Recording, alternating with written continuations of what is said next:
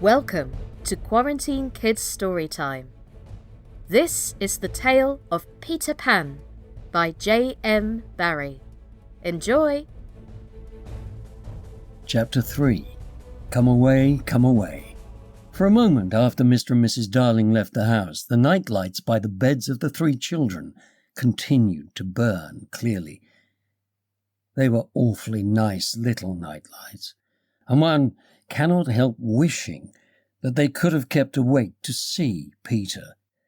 But Wendy's light blinked and gave such a yawn that the other 2 yawned also, and before they could close their mouths, all 3 went out.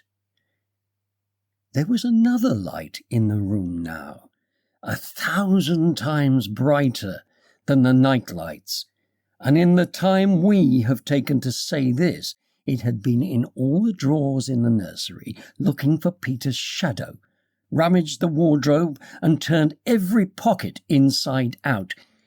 It was not really a light.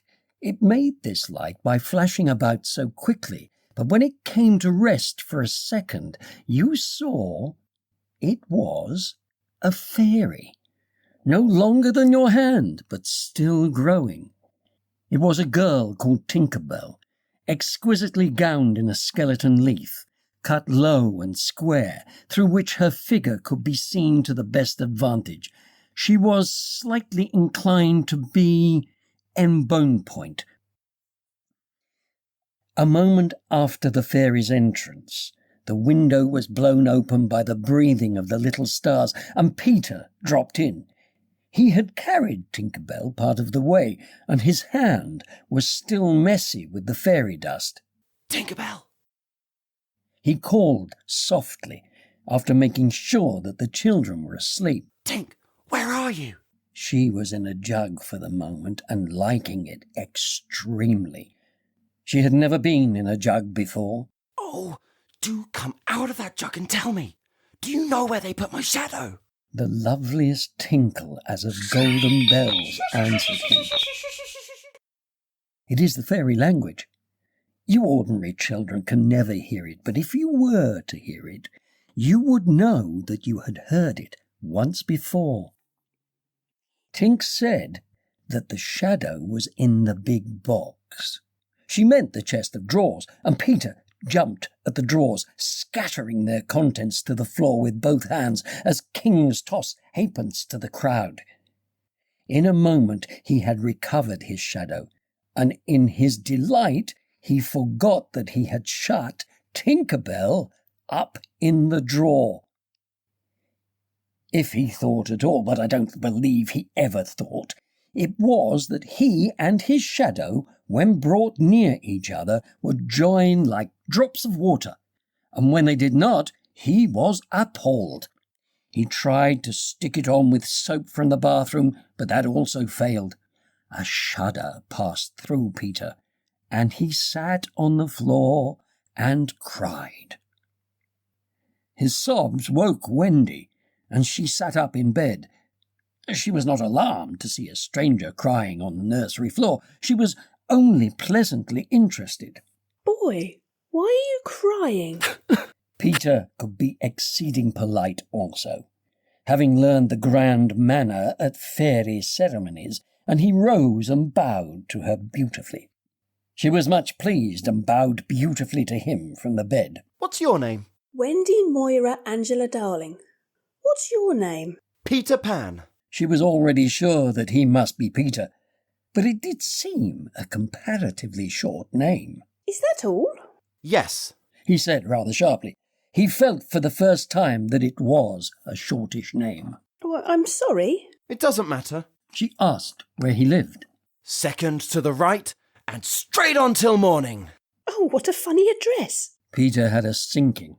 For the first time, he felt that perhaps it was a funny address. No, it isn't. I mean, is that what they put on the letters?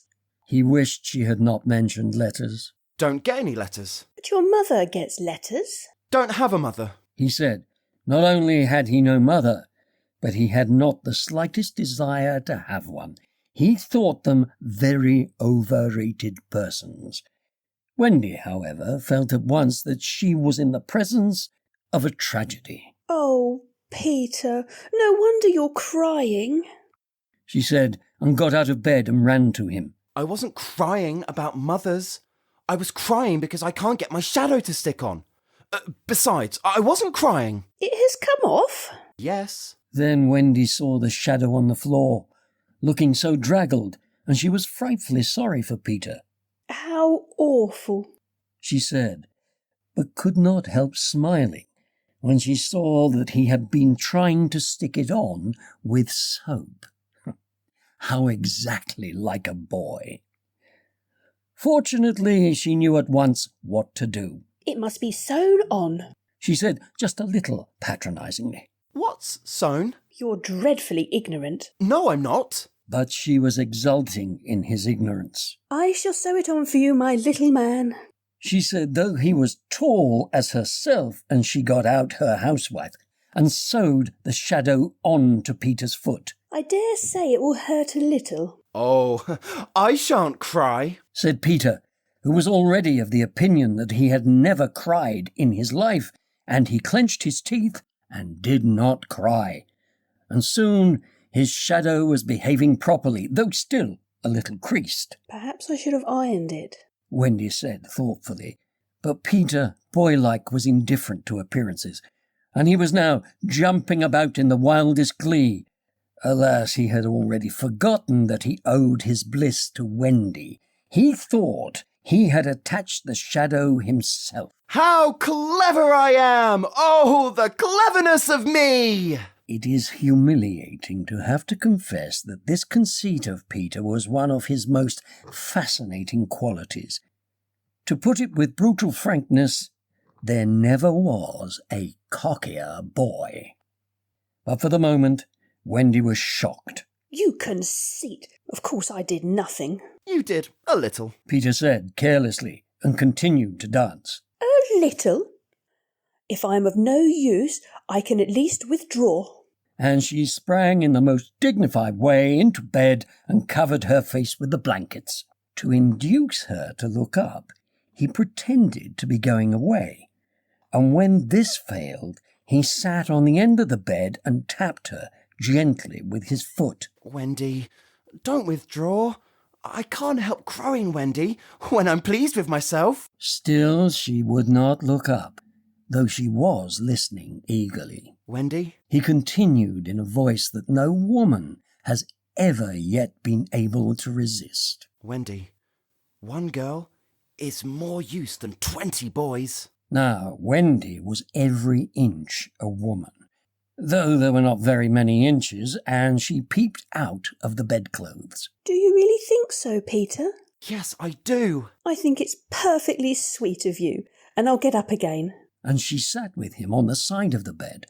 She also said she would give him a kiss, if he liked, but Peter did not know what she meant, and he held out his hand expectantly. Surely you know what a kiss is? Yes, I do, he replied stiffly, and not to hurt his feelings, she gave him a thimble. Now, shall I give you a kiss? If you please. She made herself rather cheap by inclining her face toward him, but he merely dropped an acorn button into her hand, so she slowly returned her face to where it had been before and said nicely that she would wear his kiss on the chain around her neck. It was lucky that she did put it on that chain, for it was to save her life afterwards. When people in our set are introduced, it is customary for them to ask each other's age, and so Wendy, who always liked to do the correct thing, asked Peter how old he was. It was not really a happy question to ask him. It was like an examination paper that asks grammar, when what you want to be asked is Kings of England. Now, shall I give you a kiss? He really knew nothing about it. He had merely suspicions, but he said at a venture, Wendy, I ran away the day I was born. Wendy was quite surprised, but interested, and she indicated in the charming drawing-room manner by a touch on her nightgown that he could sit nearer her. It was because I heard Father and Mother talking about what I was to be when I became a man. He was extraordinarily agitated now. I don't ever want to be a man. I always want to be a little boy and to have fun. So I ran away to Kensington Gardens and lived a long, long time among the fairies. She gave him a look of the most intense admiration, and he thought it was because he had run away, but it was really because he knew fairies. Wendy had lived such a home life that to know fairies struck her as quite delightful. She poured out questions about them, to his surprise, for they were rather a nuisance to him, getting in his way and so on, and indeed he sometimes had to give them a hiding. He liked them on the whole, and he told her about the beginning of fairies. You see, Wendy, when the first baby laughed for the first time, its laugh broke into 1,000 pieces, and they all went skipping about. And that is the beginning of fairies. Tedious talk this, but being a stay-at-home, she liked it. And so, there ought to be one fairy for every boy and girl. Ought to be. Isn't there? No. You see, children know such a lot now. They soon don't believe in fairies, and every time a child says, "I don't believe in fairies," there is a fairy somewhere that falls down, dead. Really, he thought they had talked enough about fairies, and it struck him that Tinkerbell was keeping very quiet. I can't think where she's got to, he said, rising, and he called Tink by name. Wendy's heart went flutter with a sudden thrill. Peter, you don't mean to tell me that there's a fairy in this room? She was here just now. You don't hear her, do you? And they both listened. The only sound I hear is like the tinkle of bells. Well, that's Tink. That's the fairy language. I think I hear her too. The sound came from the chest of drawers, and Peter made a merry face. No one could ever look quite so merry as Peter, and the loveliest of gurgles was his laugh.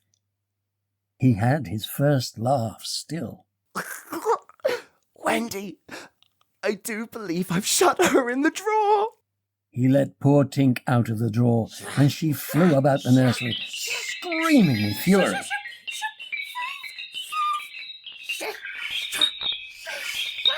You shouldn't say such things.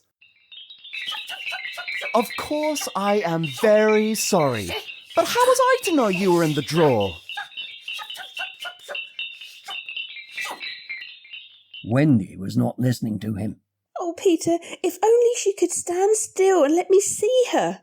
They hardly ever stand still, he said, but for a moment Wendy saw the romantic figure come to rest on the cuckoo clock. Oh, the lovely! She cried, though Tink's face was still distorted with passion. Tink, this lady says she wishes you were her fairy. Tinkerbell answered insolently. What does she say, Peter? He had to translate. She is not very polite. She says that you're a great ugly girl, and that she is my fairy. He tried to argue with Tink. You know you can't be my fairy, Tink, because I am a gentleman, and you are a lady. To this, Tink replied in these words. You silly ass! And disappeared into the bathroom. She's quite a common fairy. She's called Tinkerbell because she mends the pots and kettles. They were together in the armchair by this time, and Wendy plied him with more questions. If you don't live in Kensington Gardens now... Sometimes I do still. But where do you live mostly now? Sometimes I do still. Who are they? They are the children who fall out of their perambulators when the nurse is looking the other way. If they are not claimed in 7 days, they are sent far away to Neverland to defray expenses. I'm captain. What fun it must be! Oh, yes, but we are rather lonely. You see, we have no female companionship. Are none of the others girls? Oh, no. Girls, you know, are much too smart to fall out of their prams. This flattered Wendy immensely. I think it's perfectly lovely the way you talk about girls. For reply, Peter rose and kicked John out of bed, blankets and all. One kick. This seemed to Wendy rather forward for a first meeting, and she told him with spirit that he was not captain in her house. However, John continued to sleep so placidly on the floor that she allowed him to remain there. And I know you meant to be kind, so you may give me a kiss. For the moment, she had forgotten his ignorance about kisses. Oh, I thought you'd want it back, He said a little bitterly and offered to return her the thimble. Oh dear, I don't mean a kiss, I mean a thimble. What's that? It's like this. She kissed him. Huh, funny, Said Peter gravely. Now shall I give you a thimble? If you wish to. Said Wendy, keeping her head erect this time. Peter thimbled her, and almost immediately she screeched. Ow! What is it, Wendy? It was exactly if someone had pulled my hair. That must have been Tink. I've never known her so naughty before. And indeed, Tink was darting about again, using offensive language.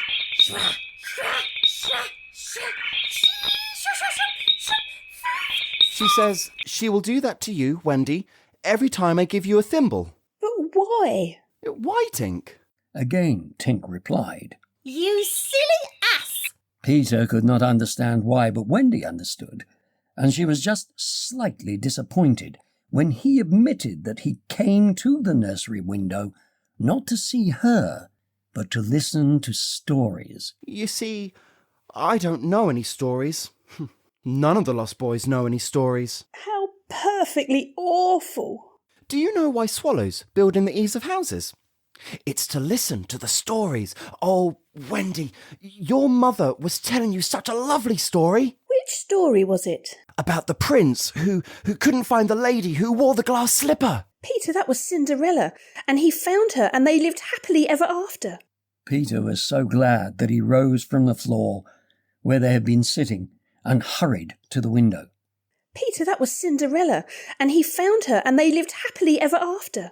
About the prince who couldn't find the lady who wore the glass slipper. Don't go, Peter. I know such lots of stories. Those were her precise words. So there can be no denying that it was she who first tempted him.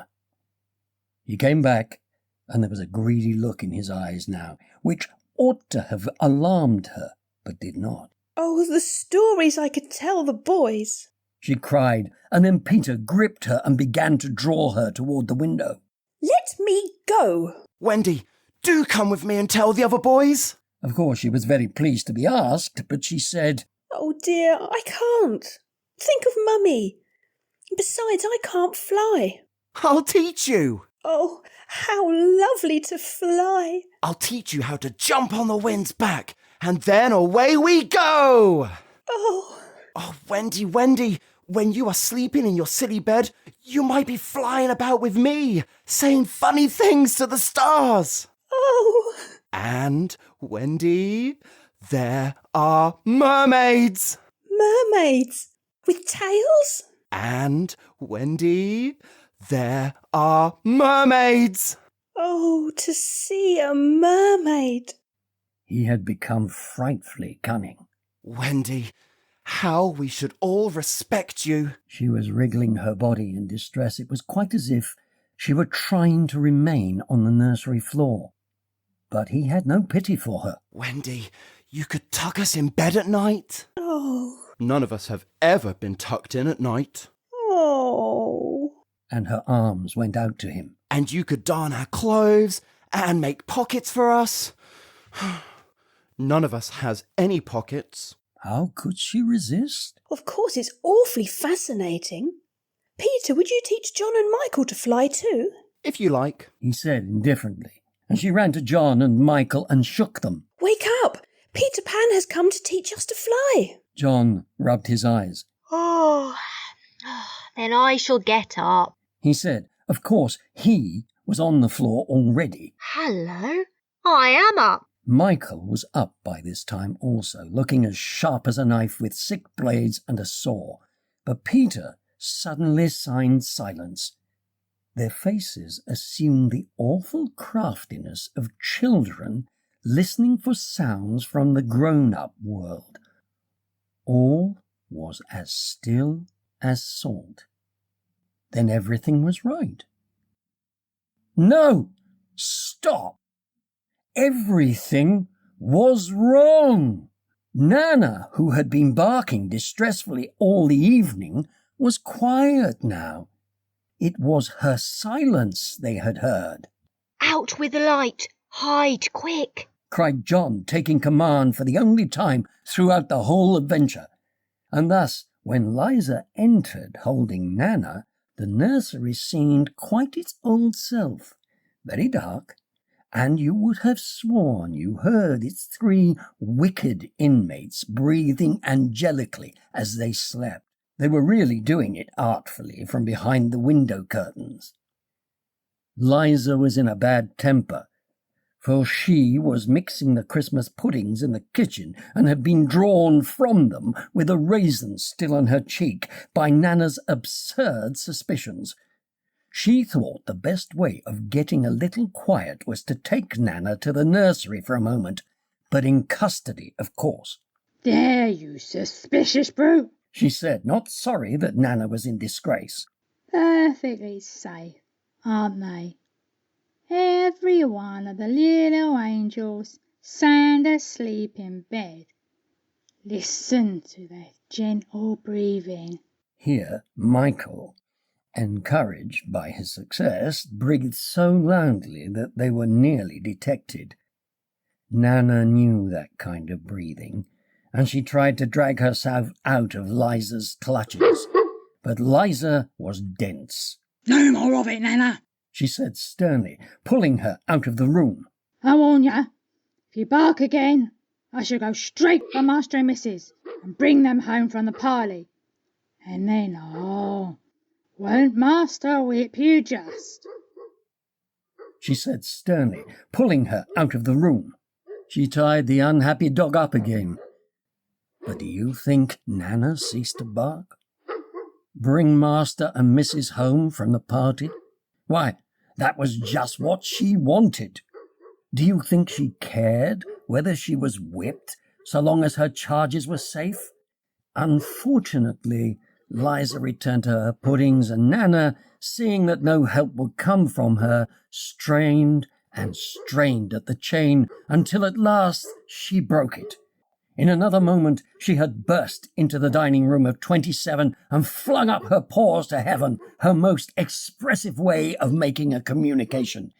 Mr. and Mrs. Darling knew at once that something terrible was happening in their nursery, and without a goodbye to their hostess, they rushed into the street.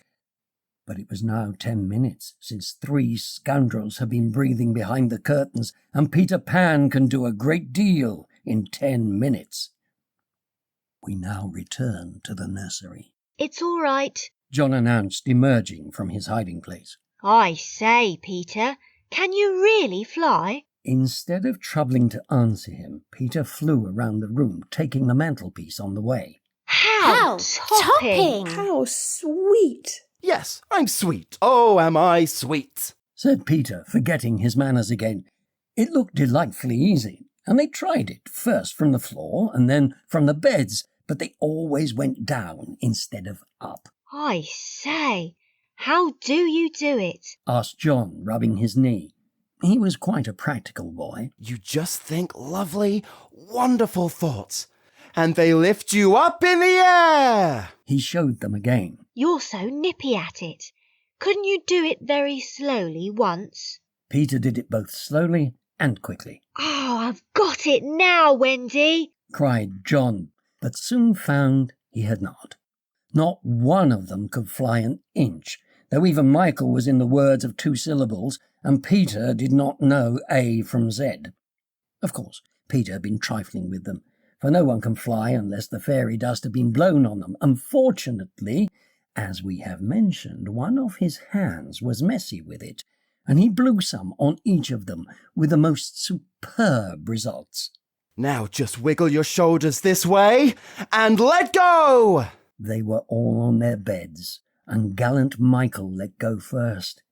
He did not quite mean to let go, but he did it, and immediately he was borne across the room. I flew! He screamed while still in mid-air. John let go and met Wendy near the bathroom. I flew! Oh, ripping! Look at me! Look at me! Look at me! They were not nearly so elegant as Peter. They could not help kicking a little, but their heads were bobbing against the ceiling, and there is almost nothing so delicious as that.